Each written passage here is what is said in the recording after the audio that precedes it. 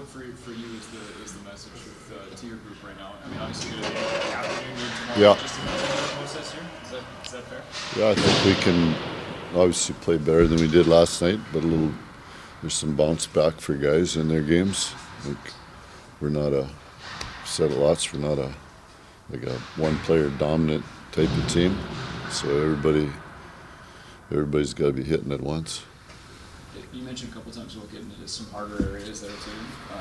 Is that kind of part of it to find some of those goals maybe?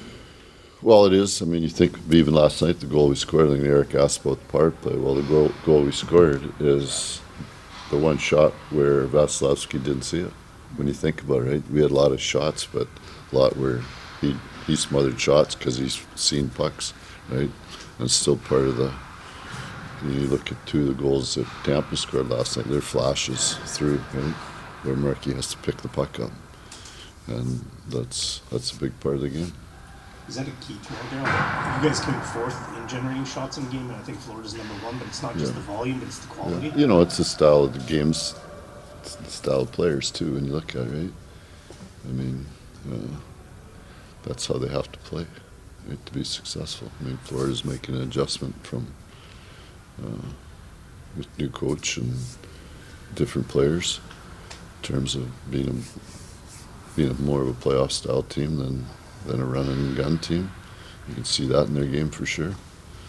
And our team is, again, we don't have like that coast to coast guys, right? We don't have a defenseman that's going to go end to end, and we don't have a forward that's going to go end to end, that sort of thing. So you have to rely on your discipline in terms of your structure and things like that.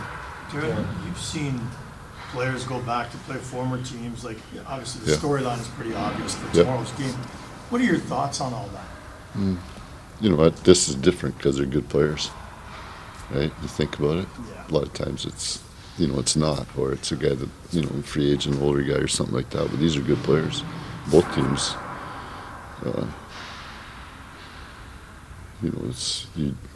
Florida gets Matthew, who's an elite player in the league, and we get Jonathan and Mackenzie.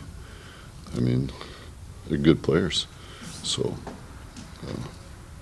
for them, it's I think everybody's different.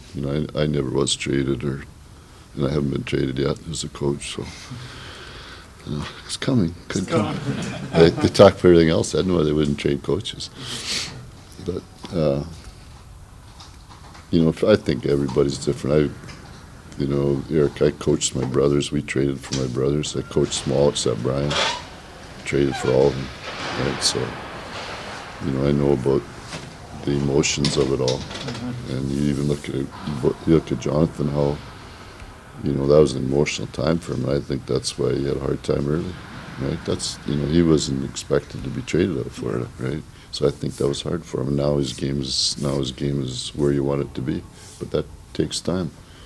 And Matthew had made that choice, and he was ready for it, right?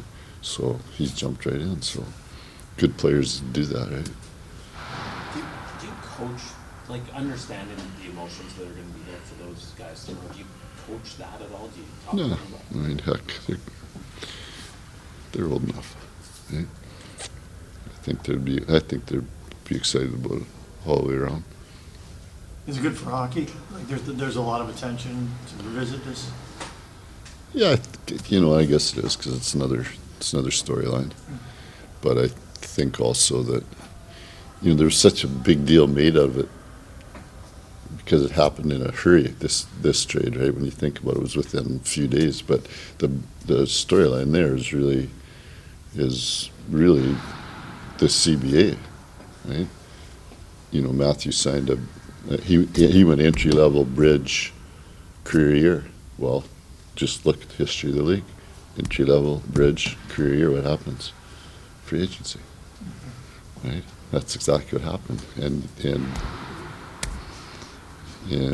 good on him. Like I said that before, everybody was going, well, it was Calgary. Well, it had nothing to do with Calgary. Matthew, I think COVID sort of alienated him from his family and from the U.S. and even I could see it last year with him. There's times I felt sorry for Matthew. He's a guy who was always at the rink, and I was always at the rink, and he's missed. He couldn't do nothing. He couldn't go anywhere. Right? He couldn't go home. So you know, and good on him for going to Brad about it, quite honest. That's what I think. And, you know, obviously we lost a top player, but hey, you score 40 goals, get 60 assists, and you're plus 50. Good on you.